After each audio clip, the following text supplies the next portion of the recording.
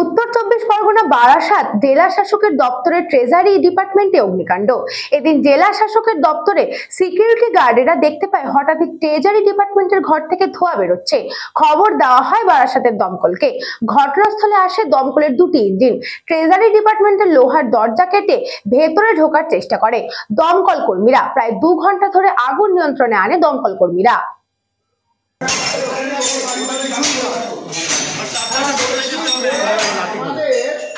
আরেকটা এন্ট্রি পেয়েছি, হ্যাঁ, কিন্তু আমাদের গাড়িটা ওখান থেকে বুক করানো তো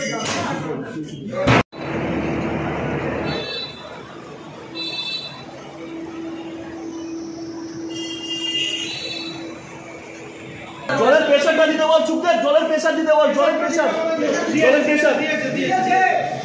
সকালবেলা 9টার সময় আমরা খবর পেলাম কি এখানে স্মোক হচ্ছে। আমরা তখন এসে চট করে এখানে যে মেন সুইচগুলো ছিল সব মেন সুইচগুলো অফ করে দিলাম, তো আগুনটা কন্টেন হয়ে গেল।